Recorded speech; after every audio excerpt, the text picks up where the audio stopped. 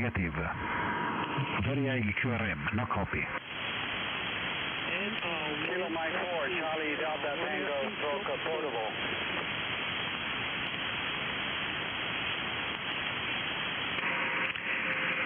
IW7, DHC, call for USA.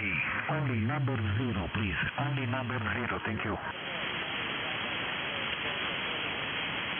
Only number 1. Again. Repeat again. Number 0, repeat again. IW7, DHC, call for USA. Only number 1, please.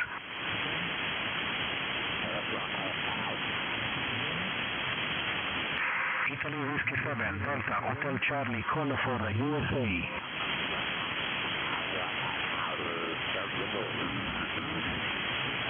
CQDX, Idaho in South Dakota, USA. IW7, DHC, calling the X for Idaho, South Dakota, USA. CQDX.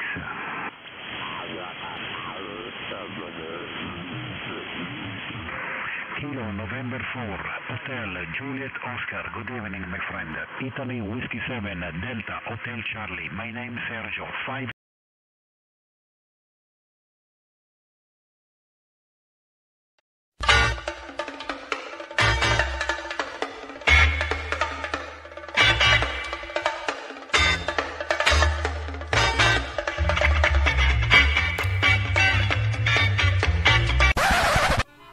Holy crap, that was awesome.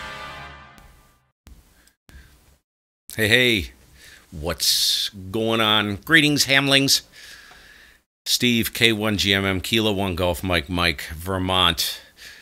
We are going to, had some people ask me over the last few weeks about, what are you doing with this while you're on the stream? So I figured I'd go over a little bit about AllStar. AllStar is a VoIP system that is very similar to Echolink. The codecs on AllStar are much better. Now, what AllStar is it's a VoIP system that communicates with other nodes. You have nodes / repeaters or whatever, which are controlled by a little microcomputer or a full-blown computer. Some are RF linked, some are not RF linked, some are what's called headless nodes. I'll get into that in a minute. And it allows interconnectivity globally all around the world. Now, I'm going to go ahead and say this. You know, your question is why? Well, the first answer to that is I've made probably the best friends I've ever had in my life in this hobby through AllStar. And I host a system here. It's people connect to me. I have stations from VK, UK, at times even from Asia. Stateside here, there's a big simulcast system in Pennsylvania that connects to me. That we maintain a connection between the two of us. And that's in northeastern Pennsylvania, run by KC2RV. Great guy, one of my best friends. And what this whole thing allows you to do is it allows you to basically talk around the world through the internet. Now, I'm going to go ahead and throw this out here, get it out of the way. If someone tells you, looks like, no thanks, Al. If someone tells you that it's not real radio, tell them to rip the stinky 2x4 out of their ass, smash themselves in the face with it a few times, and then grab the longest rope they can find, throw it over the tallest tree, and they can hang themselves from it. That's just a completely ridiculous statement. If you say that, basically you'd have to take the digital modes out of the equation, everything else in ham radio. It is ham radio. Only hams can use it. And I figured I'd do a quick rundown as to what the system looks like. And I'm going to try and be comprehensive. This will be archived so you can go back through it if you're interested in doing it. So let me get started here. I am not going to show you my sexy legs. And I have nice teeth. Thank you. Okay, let me get the desktop up. All right. So actually, before I do this, I didn't really have a chance to prep all this stuff. So this is off the cuff, seat of the pants type thing, and I'm going to leave a lot of stuff out. So I apologize. You can ask me some questions about it after the fact, and I'll try and answer them best I can. I am no expert at this, but let me go back. So let me describe what's going on with this, okay? I'll give you a picture. Basically, to run AllStar, you need a little microcomputer. You can use a laptop. You can use anything. It runs on a very specific operating system. This is a Raspberry Pi. I didn't even know what a Raspberry Pi was. I thought they were kidding when they were the friends of mine were first telling me about it. These are cheap. I think you can get one around 35 bucks, maybe. I always put mine in a case. You can see a little case here. It's got a little fan in it over the CPU. It just protects the motherboard. It's just a little microcomputer. What you do, let's see if I can do this here. Has a little SD card, micro SD card, 16 gig, class 10. You load the operating system onto this. Insert it into the Pi. This plugs into your router. I'm not going to get into the Wi-Fi aspect of things because you can have a portable micronode, it's called, and hook it up to your cell phone. You can use it anywhere in the world, anywhere there's cell service, theoretically. This is for home use. So from this is the brains of the system. This connects to the internet. You take a Cat5 out of here, put it in your router, you open specific ports, and this connects to the AllStar servers, which I believe are in California, maybe, something like that. And this will allow you to connect all over the world to other AllStar nodes. Okay? This is an AllStar node. So this is the brains behind it. Okay? This is the controller, everything. From here, you need a USB sound card interface, which goes from this to a radio. It could be an HT, like this, like a BFA88, a Baufunkadelicious, or a Baufeng, I call them. Or you could go the next step up. You could find a Motorola, commercial grade Motorola, or you could find, I'm getting a lot of flashing on that screen. I don't know why. I apologize for that. You could get a TYT 9000 Delta, like what I have. The nice part about the TYT is a mobile radio. You can use this with a mobile radio. The TYTs have all the pins built already on the board. You basically order a cable from DigiKey that goes from the board in the radio to the back of the radio, and you install basically a DB9, whatever connector. It drops right in the slot on the back of the mobile radio, and then you plug your USB adapter into that, and the USB adapter goes to this, and that passes your audio back and forth via RF, comes into the radio, gets passed through the adapter into this, and then into the AllStar system. Okay?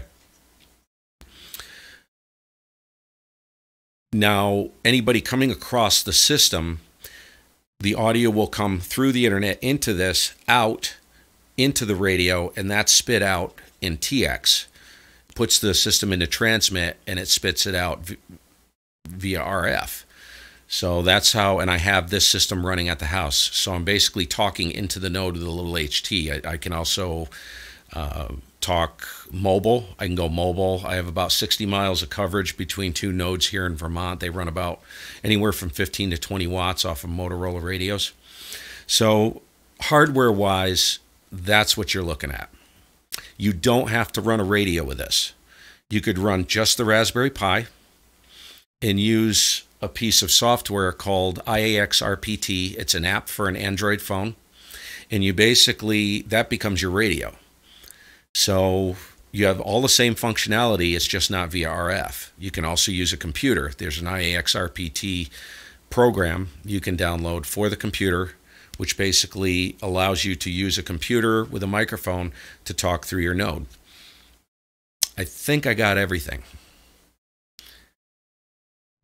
Tom, I'm going to try and, if you guys, yes, chat is working, but I can't concentrate on it. I'm sorry, Al. I'll let you guys communicate amongst yourselves. Get through this presentation, and I will try and answer any questions that you might have via the chat, but it's going to be delayed. I'm just warning you. Okay, Raspberry Pi, that's out of here. Okay, moving on. Here we go. The first thing you will need to do is you will need to go to allstarlink.org. You need to register for an account here. I'm already registered, so you're seeing a different screen. And then what you'll have to do is you'll have to apply for a node. You basically request a node, and this all happens very quick. They'll verify your FCC, your call sign via FCC. Make sure you're legit. They'll enable your account, and then you'll be able to apply for a node. And once you're issued the node, usually it's overnight. It's very quick. Then you need to set up your server. And I'm not going to go there because I have sensitive information in there. But you'll figure it out. Read through this page. It'll tell you everything you need to know. The very first page on allstarlink.org. Once you get your node and your server configured, you can go ahead and install the operating system on the Pi, and you'll do what's called a first run. And I'm not going to get into that. Go to my YouTube channel. I have a whole series of instructional videos on everything as far as setting up the node. Step by step for someone who's never worked with Linux. Follow the instructions.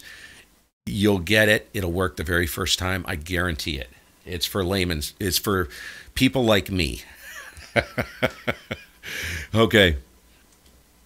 From there, let me show you what's going on in the system. So this is what's called the AllStar monitor. Okay.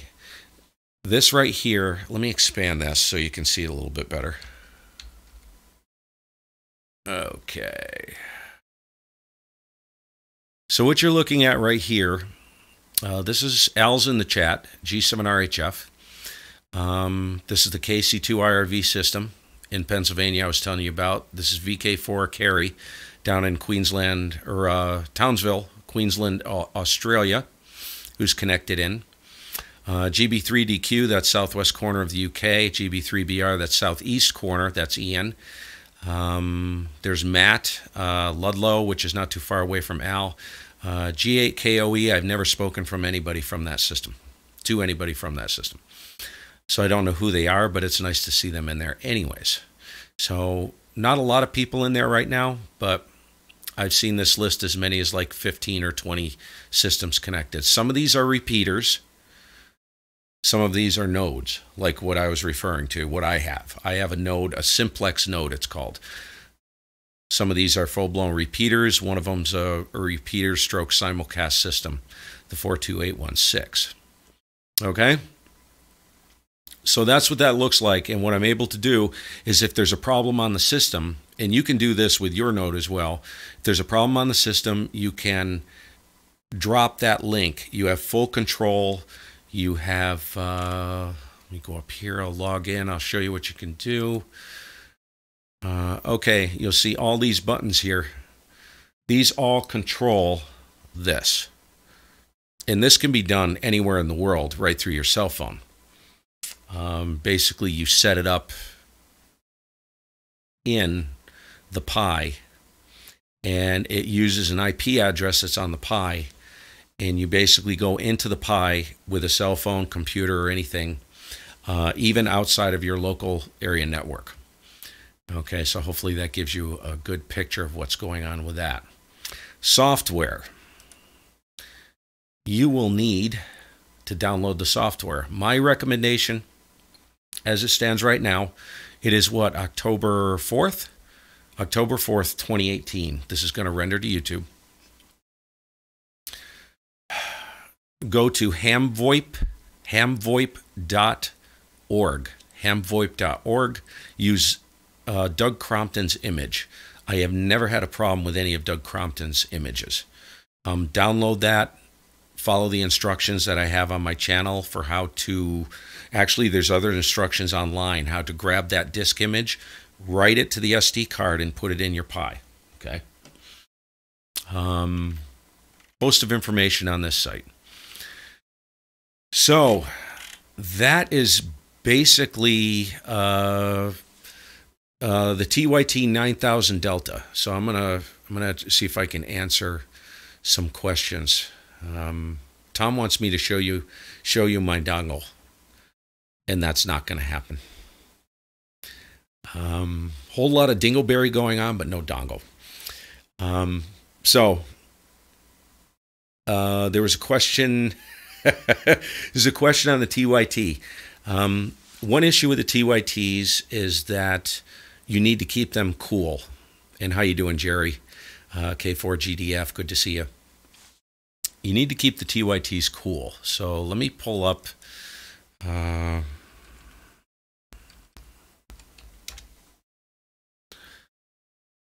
Okay, so this is the TYT 9000 Delta, 124 bucks. It's a Kraken radio. You can get them in, I have a 2-meter version, okay? It's 65 watts, and I can't kill the stupid thing. It's a great set. You don't need to go that route. You could go with a little tiny HT, just 1 watt. It depends on the coverage you want. If you want it to cover a pretty substantial area, I can tell you I have, you could use a TYT right here. Get yourself an old computer fan, stick it right to the top of the case.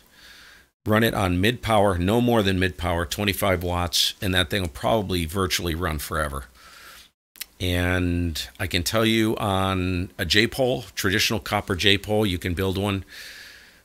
I have a J-pole running here, and I have a J-pole running at my mother's on only 15 to 20 watts, and I get 60 miles of coverage through the valley. From Bennington, the hill outside of Bennington, all the way to just outside of Rutland, Vermont. So you don't need a big smoking gun antenna. Yeah, it helps, but I found it's more hassle than it's worth living where I live. If you live in a great spot where you're up high, oh man, sky's the limit. Good God, you're probably 25 watts. That thing you'll get 50 miles on just a J-pole if you're up high, no problem. So one thing I wanted to mention, I don't know if the FCC backed down, Al. UHF or VHF, that's a good question, okay? To evaluate which one would be best for you, I would shy away from repeaters, first of all, because you get in it's a whole nother different ball of wax.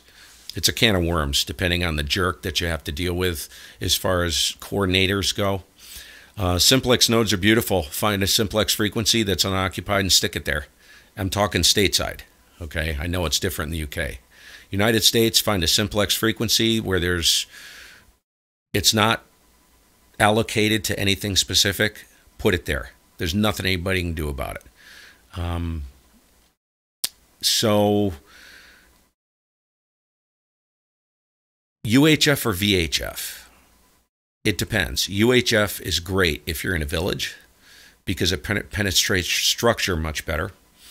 If you're up high, it's plenty adequate. It'll do great for you. Here, UHF is utterly worthless to me. I've tried it. On 4 watts, I get 12 miles of coverage on a copper J-pole, built out of, I think it's 1/2-inch copper tubing. 12 miles on 2 meters on 4 watts.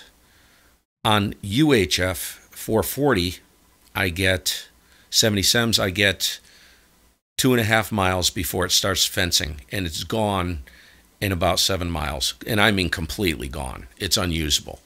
So you'd have to figure that one out. I'm a big 2-meter fan because I want maximum punch, and you get a lot of knife edge and reflections off the mountains if you're in a mountainous area or hilly area with 2 meters as opposed to UHF. UHF is better if you're in town, city, something like that. Much better than 2 meters, but you just don't get the knife edge and the reflections and stuff with UHF that you get on 2 meters. I can tell you that. That's a fact. I've proven that over the past 3 years. I wish I could use UHF, but I can't. G7 RPG, yes, Paul. And that's going to be a question you guys have. Well, where can I get a pre-built node?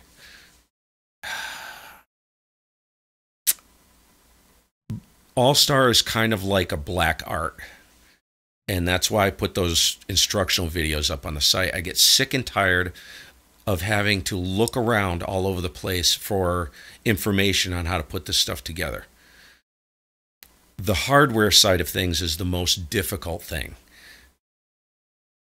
First, you have to figure out how much area you want to cover. You know, G7 RPG. There's a bunch of guys that build nodes. There's, I believe, here stateside. Also, oh, this is something I need to show you, because when you guys start looking around stateside here, you're going to come across this. Let me see if I can get it.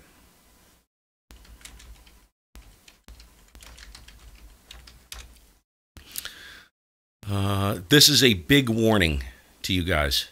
Big warning. First of all, if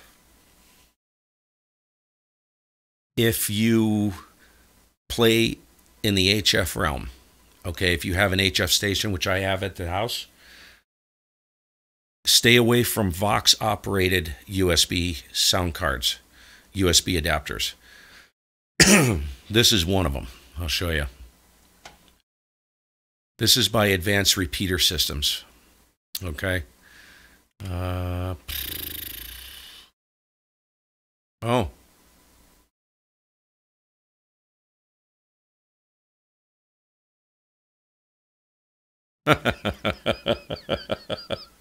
Temporarily out of stock. Yeah, whatever. Do not buy anything by Advanced Repeater Systems if you run any HF rig. They are very prone to RFI. I can key up my HF set, and it doesn't. I've wrapped that stupid adapter in aluminum foil. I put it in a metal Faraday cage, a toolbox, a coffee can. It doesn't matter. It will key that adapter, and it'll key up whatever system you're on. Stay away from those things. There's one interface that I heard really good things about. See if I can find it here. eBay. Cheap. This is an option. They will build you one. The UV5Rs are very cool because they do 4 watts. A BFA88 is UHF only. The only problem with this system is it doesn't take the core line, the COS core line, off the board of the radio. I don't know how well those work, but I've heard really good things about them. They're cheap. That's an option. You could have them build you one for about $33. Get yourself a UV5R with a, what do you call it? Battery eliminator. Plugs into the back. Replaces the battery. Plug that into a 12-volt power supply. I got the hiccups. And you've got a nice little 4-watt micronode at your house, and put a smoking gun antenna on it. Cheap. On 2 meters, that's the catch. See, the UV5R will do 2 meters. And I think the FCC is going to lock those. They're going to put an end to those, from what I'm hearing. Whatever. That's about the cheapest way you can do it and get maximum amount of fire out of it. In other words, if you want decent coverage, 4 watts on a decent antenna, if you're up high, Well, I'm down low. I'm on the valley floor, and I have major obstructions, and I can get all the way to Manchester. That's 12 miles on 4 watts on a UV5R with a decent antenna on the node. So, a couple options for you. I'm done. That's it. I think I've talked enough.